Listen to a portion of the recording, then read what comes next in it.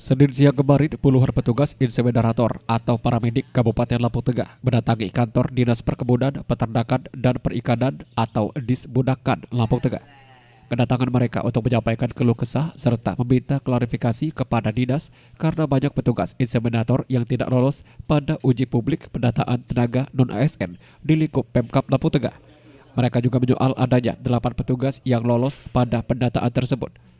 Salah satu petugas inseminator yang telah mengabdi lebih dari 13 tahun, Sofian, mengatakan kedatangan para petugas IB ini untuk mempertanyakan kenapa hanya 8 orang saja yang lolos.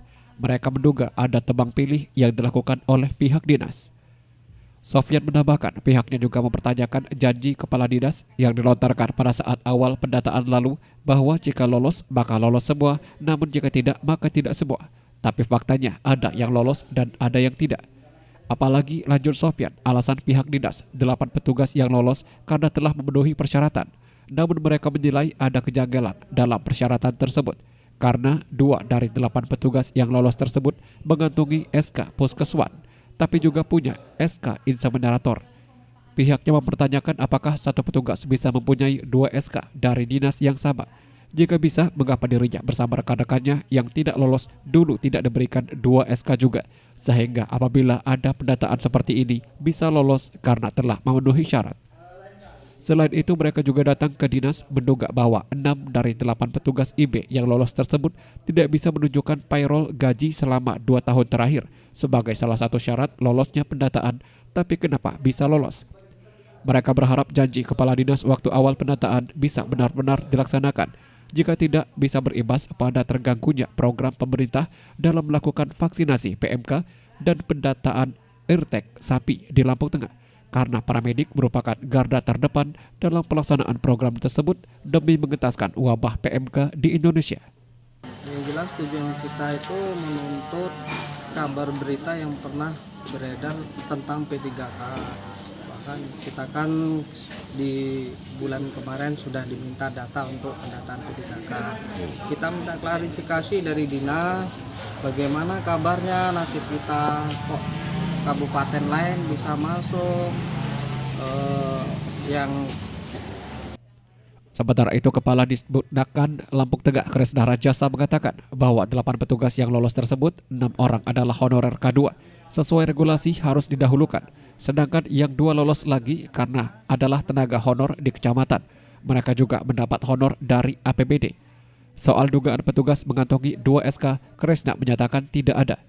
Kresna menganggap bahwa para petugas yang meminta audiensi ini karena kurang mendapat informasi yang jelas. Menurutnya, sampai sejauh ini masih dalam tahap pendataan P3K dan tahapan ini panjang dan masih berlangsung. Kresna mengatakan pendataan itu dimaksudkan untuk pemetaan calon P3K dan mengetahui jumlah pegawai non-ASN yang ada di Lampung Tengah, khususnya Dinas Perkebunan, Peternakan, dan Perikanan. Ini ada 8, yang 6 itu adalah K2.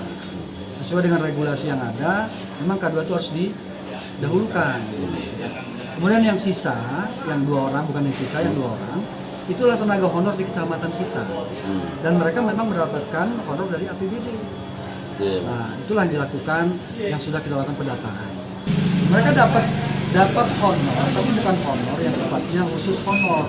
Mereka dapat honor-honor dari kegiatan-kegiatan yang ada di lapangan. Jadi regulasinya itu honornya itu bukan bersumber dari kegiatan, tapi honor yang memang betul-betul dari kegiatan yang sifatnya memang honor. Terpisah, Ketua Komisi 2 DPRD Lampung Tengah, Baroji, mengaku baru mendapat informasi terkait masalah tersebut. Dalam waktu dekat, pihaknya akan memanggil Dinas Perkebunan, Peternakan, dan Perikanan untuk menanyakan lebih jelas permasalahan yang terjadi.